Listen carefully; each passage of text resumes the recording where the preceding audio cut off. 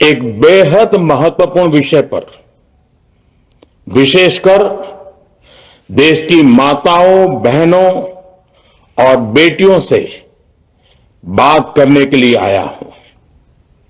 आज भारत का हर नागरिक देख रहा है कि कैसे भारत की नारी शक्ति की उड़ान को रोक दिया गया, उनके सपनों को बेरहमी से कुचल दिया गया। हमारे भरसक प्रयास के बावजूद हम सफल नहीं हो पाए। नारी शक्ति वंदन अधिनियम में संशोधन नहीं हो पाया और मैं इसके लिए सभी माताओं, बहनों, उनसे मैं क्षमा प्रार्थी हूं।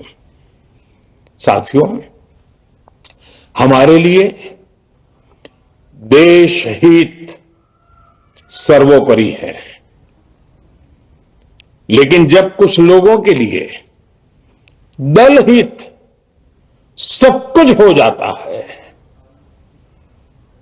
दल हित देश हित से बड़ा हो जाता है, तो नारी शक्ति को, देश हित को इसका खामियाजा उठाना पड़ता है। इस बार भी यही हुआ है। कांग्रेस, डीएमके, टीएमसी और समाजवादी पार्टी जैसे दलों की स्वार्थी राजनीति का नुकसान देश की नारी शक्ति को उठाना पड़ा है। साथियों, कल देश की करोड़ों महिलाओं की नजर संसद पर थी।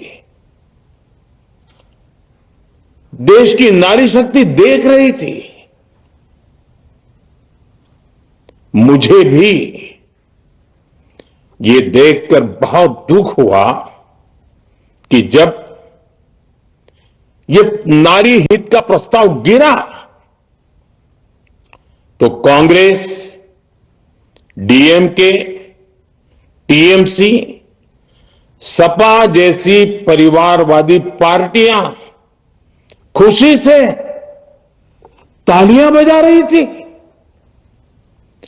महिलाओं से उनके अधिकार छीनकर ये लोग मेजें थपथपा रहे थे, तालियां बजा रही थी। महिलाओं से उनके अधिकार छीनकर ये लोग मेजें थपथपा रहे थे। उन्होंने जो किया वो केवल टेबल पर थाप नहीं थी, वो नारी के स्वाभिमान पर, उसके आत्मसम्मान पर चोट थी। और नारी सब भूल जाती है, अपना अपमान कभी नहीं भूलती। इसलिए संसद में कांग्रेस और उसके सहयोगियों के उन सबके व्यवहार की कसक हर नारी के मन में हमेशा रहेगी। देश की नारी जब भी अपने क्षेत्र में इन नेताओं को देखेगी तो वो याद करेगी कि इन्हीं लोगों ने संसद में महिला आरक्षण को रोकने का जश्न मनाया था, खुशियां मनाई थी। कल संसद में नारी शक्ति वंदन संशोधन का जिन दलों ने विरोध किया है, उनसे मैं दो टूक कहूंगा। ये लोग नारी शक्ति को फॉर ग्रांटेड ले रहे हैं। वो ये भूल रहे हैं कि 21वीं सदी की नारी देश की हर घटना पर नजर रख रही है। वो उनकी मंशा भांप रही है और सच्चाई भी भली भांति जान चुकी है। इसलिए महिला आरक्षण विरोध करके जो पाप विपक्ष ने किया है, इसकी उन्हें सजा जरूर मिलेगी। इन दलों ने संविधान निर्माताओं की भावनाओं का भी अपमान किया है और जनता द्वारा इसकी सजा से भी वो बच नहीं पाएंगे। साथियों, सदन में नारी शक्ति वंदन संशोधन किसी से भी कुछ छीनने का नहीं था। नारी शक्ति वंदन संशोधन हर किसी को कुछ न कुछ देने का था, देने के लिए संशोधन का था। ये 40 साल से लटके हुए नारी के हक को 2029 के अगले लोकसभा चुनाव से उसका हक देने का संशोधन था। नारी शक्ति वंदन संशोधन 21वीं सदी के भारत की नारी को नए अवसर देने, नई उड़ान देने, उसके सामने से बाधाएं हटाने का महायज्ञ था। देश की 50% यानी आधी आबादी को उसका अधिकार देने का साफ नियत के साथ, ईमानदारी के साथ किया गया एक पवित्र प्रयास था। नारी को भारत की विकास यात्रा में सहयात्री बनाने और सबको जोड़ने का प्रयास था।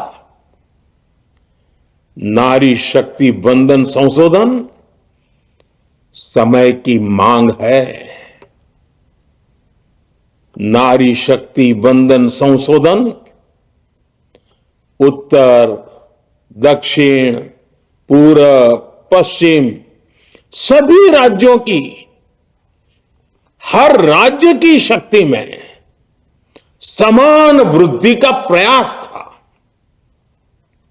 ये संसद में सभी राज्यों की आवाज को अधिक शक्ति देने का प्रयास था। राज्य छोटा हो, राज्य बड़ा हो, राज्य की आबादी कम हो या राज्य की आबादी ज्यादा हो, सबकी समान अनुपात में शक्ति बढ़ाने की कोशिश थी। लेकिन इस ईमानदार प्रयास की कांग्रेस और उसके सहयोगियों ने सदन में पूरे देश के सामने भ्रूण हत्या कर दी है, भ्रूण हत्या कर दी है। ये Congress, TMC, Samajwadi party, DMK जैसे दल इस भ्रूण हत्या के गुनहगार हैं। ये देश के संविधान के अपराधी हैं। ये देश की नारी शक्ति के अपराधी हैं। साथियों, कांग्रेस महिला आरक्षण के विषय से ही नफरत करती है। उसने हमेशा से ही महिला आरक्षण को रोकने के लिए षड्यंत्र किए हैं। इस दिशा में पहले जितनी बार भी प्रयास हुए, हर बार कांग्रेस ने इसमें रोड़े अटकाए हैं। इस बार भी कांग्रेस और उसके साथियों ने महिला आरक्षण को रोकने के लिए एक के बाद एक नए झूठ का सहारा लिया। कभी संख्या को लेकर, कभी किसी और तरीके से कांग्रेस और उसके साथियों ने देश को गुमराह करने की कोशिश की। ऐसा करके इन दलों ने भारत की नारी शक्ति के सामने अपना असली चेहरा सामने ला दिया है, अपना मुखौटा उतार दिया है। साथियों, मुझे व्यक्तिगत तौर पर आशा थी कि कांग्रेस अपनी दशकों पुरानी गलती सुधारेगी। कांग्रेस अपने पापों का प्रायश्चित करेगी।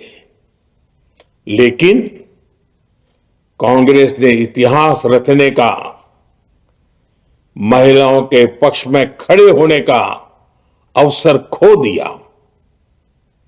कांग्रेस खुद देश के अधिकांश हिस्सों में अपना वजूद खो चुकी है। कांग्रेस परजीवी की तरह क्षेत्रीय दलों की पीठ पर सवार होकर खुद को जिंदा रखे हुए है। लेकिन कांग्रेस ये भी नहीं चाहती कि क्षेत्रीय दलों की ताकत बढ़े। इसलिए कांग्रेस ने इस संशोधन का विरोध करवाकर अनेक क्षेत्रीय दलों के भविष्य को अंधकार में धकेलने का राजनीतिक षड्यंत्र किया है। साथियों, Congress, Samajwadi party, DMK, TMC और दूसरी पार्टियां इतने वर्षों से हर बार वही बहाने, वही कुतर्क गढ़ते आए हैं, बनाते आए हैं। कोई न कोई टेक्निकल पेंच फंसाकर ये महिलाओं के अधिकारों पर डाका डालते रहे हैं। देश राजनीति का ये भद्दा पैटर्न बराबर समझ चुका है और उसके पीछे की वजह भी जान चुका है। भाइयों बहनों, नारी शक्ति वंदन अधिनियम के विरोध की एक बड़ी वजह है इन परिवारवादी पार्टियों का डर। इन्हें डर है अगर महिलाएं सशक्त हो गई तो इन परिवारवादी पार्टियों का नेतृत्व खतरे में पड़ जाएगा। ये कभी नहीं चाहेंगे कि उनके परिवार के बाहर की महिलाएं आगे बढ़े। आज पंचायतों में, लोकल बॉडीज में जिन हजारों लाखों महिलाओं ने अपनी क्षमता को साबित किया है, जब आगे बढ़कर लोकसभा और विधानसभाओं में आना चाहती हैं, देश की सेवा करना चाहती है, परिवारवादियों के भीतर उनसे असुरक्षा की भावना बैठी हुई है। परिसीमन के बाद महिलाओं के लिए कहीं ज्यादा सीटें होगी, महिलाओं का कद बढ़ेगा। इसलिए इन लोगों ने नारी शक्ति वंदन संशोधन का विरोध किया है। देश की नारी शक्ति कांग्रेस और उसके सहयोगियों को इस पाप के लिए कभी माफ नहीं करेगी। मेरे प्रिय देशवासियों, कांग्रेस और उसके साथी दल डीलिमिटेशन पर लगातार लगातार झूठ बोल रहे हैं। ये इस बहाने विभाजन की आग को सुलगाना चाहते हैं, क्योंकि बांटो और राज करो, कांग्रेस ये पॉलिटिक्स अंग्रेजों से विरासत में सीख कर आई है और कांग्रेस आज भी उसी के सहारे चल रही है। कांग्रेस ने हमेशा देश में दरार पैदा करने वाली भावनाओं को हवा दी है। इसलिए यह झूठ फैलाया गया कि डीलिमिटेशन यानी परिसीमन से कुछ राज्यों को नुकसान होगा, जबकि सरकार ने पहले दिन से स्पष्ट किया है कि न किसी राज्य की भागीदारी का अनुपात बदलेगा, न किसी का रिप्रेजेंटेशन कम होगा, बल्कि सभी राज्यों की सीटें समान अनुपात में ही बढ़ेगी। फिर भी कांग्रेस, डीएमके, टीएमसी और समाजवादी पार्टी जैसे दल इसे मानने को तैयार नहीं हुए। साथियों, ये संशोधन बिल सभी दलों और सभी राज्यों के लिए एक मौका था, एक अवसर था। ये बिल पास होता तो तमिलनाडु, बंगाल, यूपी, केरला हर राज्य की सीटें बढ़ती, लेकिन अपनी स्वार्थी राजनीति की वजह से इन दलों ने अपने राज्यों के लोगों को भी धोखा दे दिया। जैसे कि डीएमके के पास मौका था कि वो और ज्यादा तमिल लोगों को सांसद विधायक बना सकती थी, तमिलनाडु की आवाज और मजबूत कर सकती थी, लेकिन उसने वो मौका खो दिया। टीएमसी के पास भी बंगाल के लोगों को आगे बढ़ाने का मौका था, लेकिन टीएमसी ने भी ये मौका गंवा दिया। समाजवादी पार्टी के पास भी मौका था कि वो महिला विरोधी छवि होने के दाग को कुछ कम कर सके, लेकिन सपा भी इसमें चूक गई। समाजवादी पार्टी लोहिया जी को तो पहले ही भूल चुकी है। सपा ने नारी शक्ति बंधन संशोधन का विरोध करके लोहिया जी के सारे सपनों को पैरों तले रौंद दिया है। सपा महिला आरक्षण विरोधी है। ये यूपी की और देश की महिलाएं कभी नहीं भूलेगी।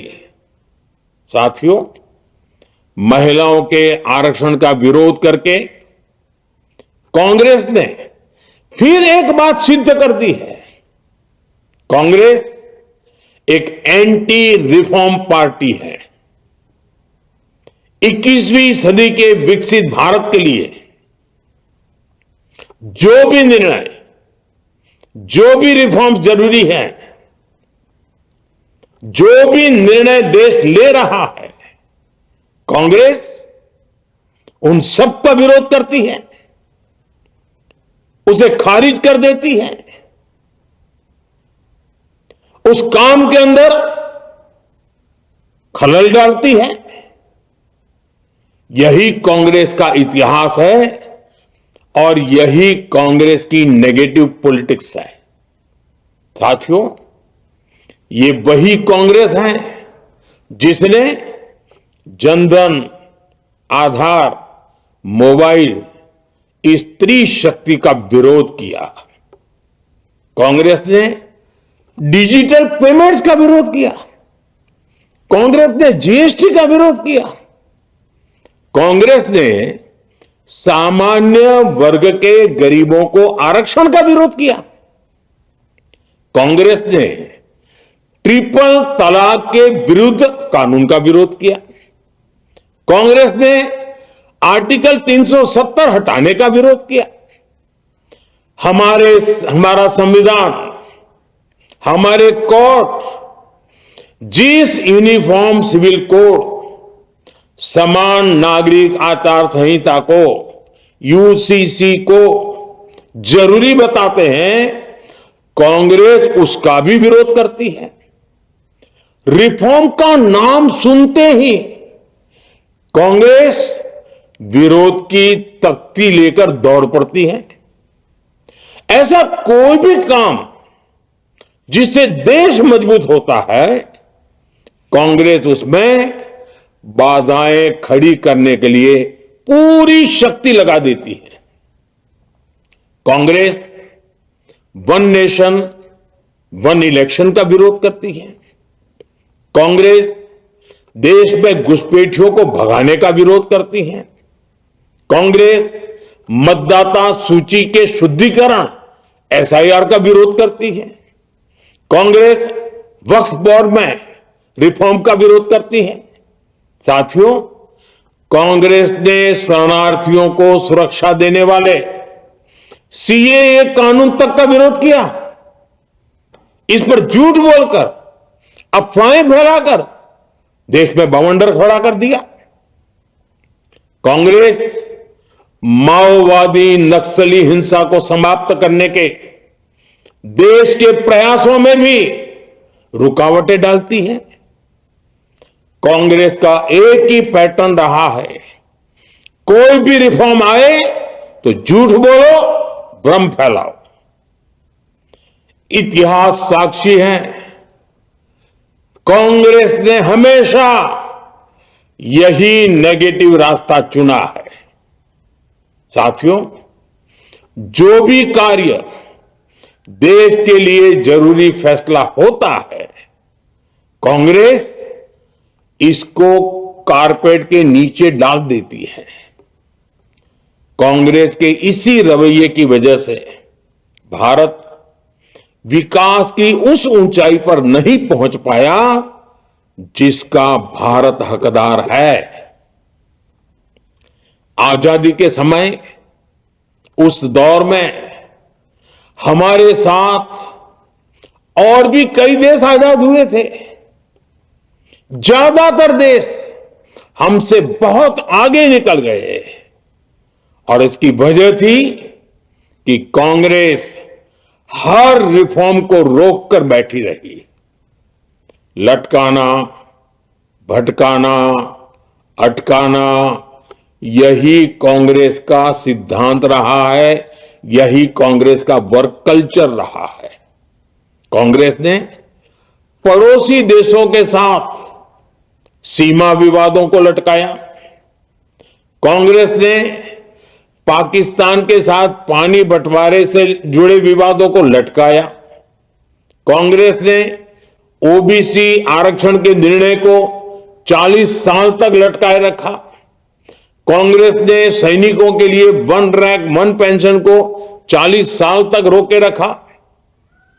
साथियों, कांग्रेस के इस रवैये ने हमेशा देश का बहुत बड़ा नुकसान किया है। कांग्रेस के हर विरोध, हर अनिर्णय, हर छल प्रपंच का खामियाजा देश ने भुगता है, देश की पीढ़ियों ने भुगता है। आज देश के सामने जितनी भी बड़ी चुनौतियां हैं, वो कांग्रेस के इसी रवैये से उपजी हुई है। इसलिए ये लड़ाई सिर्फ एक कानून की नहीं है, ये लड़ाई कांग्रेस की उस एंटी रिफॉर्म मानसिकता के साथ है जिसमें सिर्फ नेगेटिविटी है, नकारात्मकता है। और मुझे इसमें कोई संदेह नहीं है कि देश की सभी बहनें बेटियां कांग्रेस की इस मानसिकता को करारा जवाब दे के रहेगी। साथियों, कुछ लोग देश की महिलाओं के सपने टूटने को सरकार की नाकामी बता रहे हैं, लेकिन ये विषय कामयाबी या नाकामयाबी क्रेडिट का था ही नहीं। मैंने संसद में भी कहा था, आधी आबादी को उनका हक मिल जाने दीजिए, मैं इसका क्रेडिट विज्ञापन छपवाकर विपक्ष के सभी लोगों को दे दूंगा, लेकिन महिलाओं को दकियानुसी सोच से देखने वाले फिर भी अपने झूठ पर अड़े रहे, कायम रहे। साथियों, नारी शक्ति को भागीदारी दिलाने की लड़ाई दशकों से चल रही है। वर्षों से मैं भी इसके लिए प्रयास करने वालों में से एक हूं। कितनी ही महिलाएं ये विषय मेरे सामने उठाती रही हैं, कितनी ही बहनों ने पत्र के द्वारा मुझे सारी बातें बताई हैं। मेरे देश की माताएं, बहनें, बेटियां, मैं जानता हूं आज आप सब दुखी हैं, मैं भी आपके इस दुख में दुखी हूं। आज भले ही बिल पास कराने के लिए जरूरी 66% वोट हमें नहीं मिला हो, लेकिन मैं जानता हूं देश की 100%, 100% नारी शक्ति का आशीर्वाद हमारे साथ है। मैं देश की हर नारी को विश्वास दिलाता हूं, हम महिला आरक्षण के रास्ते में आने वाले हर रुकावट को खत्म करके रहेंगे, हटा करके रहेंगे। हमारा हौसला भी बुलंद है, हमारी हिम्मत भी अटूट है और हमारा इरादा भी अड़िग है। महिला आरक्षण का विरोध करने वाली पार्टियां ये देश की नारी शक्ति को संसद और विधानसभाओं में उनकी भागीदारी बढ़ाने से कभी भी रोक नहीं पाएंगे। सिर्फ वक्त का इंतजार है। नारी शक्ति के सशक्तिकरण का बीजेपी एनडीए का संकल्प अक्षुण्ण है। कल हमारे पास संख्या बल नहीं था, लेकिन इसका मतलब ये नहीं है कि हम हार गए। हमारा आत्मबल अजय है, हमारा प्रयास रुकेगा नहीं, हमारा प्रयास थमेगा नहीं। हमारे पास आगे भी और मौके आएंगे। हमें आधी आबादी के सपनों के लिए, देश के भविष्य के लिए इस संकल्प को पूरा करना ही है। आप सबका बहुत बहुत धन्यवाद।